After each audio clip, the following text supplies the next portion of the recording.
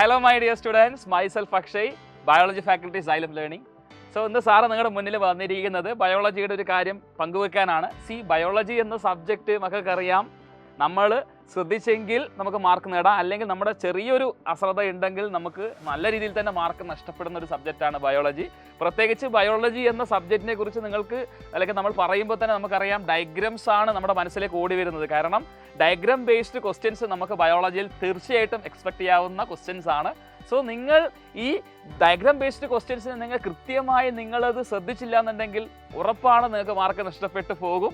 So ഇന്ന് sir നിങ്ങളുടെ മുന്നിൽ വന്നിരിക്കുന്നത് നമ്മൾ ഒരു കാരണവശാലും മാർക്ക് നഷ്ടപ്പെടാൻ പാടില്ല, അതിന് കുറച്ച് ടിപ്സ് ഷെയർ ചെയ്യാനാണ്. അങ്ങനെ ഡയഗ്രാം ബേസ്ഡ് ക്വസ്റ്റ്യൻസ് നമ്മൾ അറ്റൻഡ് ചെയ്യുമ്പോൾ നമ്മൾ ശ്രദ്ധിക്കേണ്ട കുറച്ച് കാര്യങ്ങളുണ്ട്.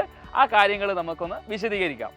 ഡയഗ്രാം ബേസ്ഡ് ക്വസ്റ്റ്യൻ എന്ന് പറയുമ്പോൾ നമുക്ക് ബയോളജിയിൽ ചോദിക്കുന്ന ക്വസ്റ്റ്യൻ രണ്ട് തരത്തിലാണ്. ഒന്നുകിൽ നമുക്ക് ക്വസ്റ്റ്യൻ പേപ്പറിൽ ലേബിൾഡ് അൺലേബിൾഡ് ഡയഗ്രാം തന്നിട്ട് അതുമായി റിലേറ്റ് ചെയ്ത ക്വസ്റ്റ്യൻസ് ചോദിക്കാം, അല്ലെങ്കിൽ നമ്മൾ തന്നെ എന്ത് ചെയ്യേണ്ടി വരും, ഡയഗ്രാംസ് വരയ്ക്കേണ്ട സാഹചര്യമുണ്ട്.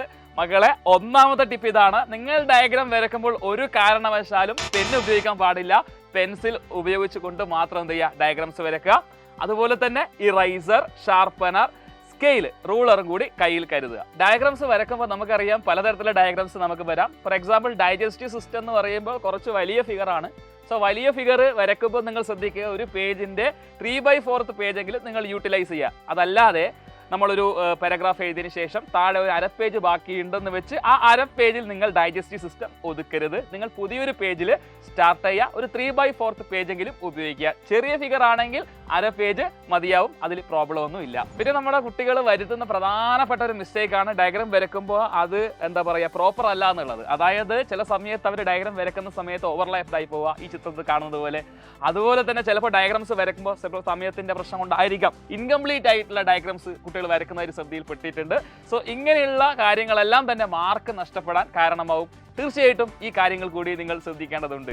ഒരു കുട്ടി ആ കുട്ടിയുടെ ഡയഗ്രാം വരയ്ക്കുന്നത് ആ പേപ്പറിലായിരിക്കും, ആൻസർ ഷീറ്റിലായിരിക്കും. ആ ആൻസർ ഷീറ്റ് കാണാൻ കുറച്ചുകൂടി ഭംഗിയുണ്ടെങ്കിൽ തീർച്ചയായിട്ടും ആ നോക്കുന്ന ഇൻവിജിലേറ്റർക്ക് തീർച്ചയായിട്ടും അതിൽ മാർക്ക് നൽകാനുള്ള ഒരു പ്രവണതയുണ്ടാവും. സോ എങ്ങനെ നമ്മൾ ഭംഗിയിൽ ഒരു ഡയഗ്രാം വരയ്ക്കും?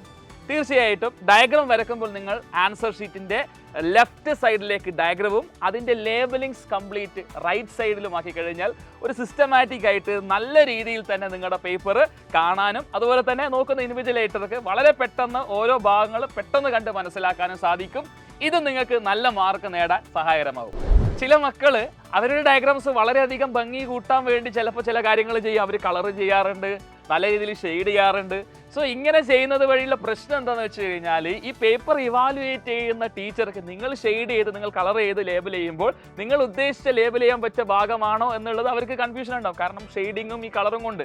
സോ നിങ്ങൾ ഈ ഷെയ്ഡിങ്ങും കളറും മാക്സിമം ഒഴിവാക്കി വളരെ സിമ്പിൾ ആയിട്ടുള്ള ഒരു ഡയഗ്രാം വരച്ചാൽ തന്നെ നിങ്ങൾക്ക് ഫുൾ മാർക്ക് നേടാൻ സാധിക്കും. ചില കേസുകളിൽ നമ്മുടെ മക്കൾ വരുത്തുന്ന ഏറ്റവും പ്രധാനപ്പെട്ട പ്രശ്നമാണ് ഡയഗ്രാംസ് വരയ്ക്കുമ്പോൾ അത് പ്രൊപ്പോർഷനായിട്ട് അല്ലാതിരിക്കുന്ന അവസ്ഥ.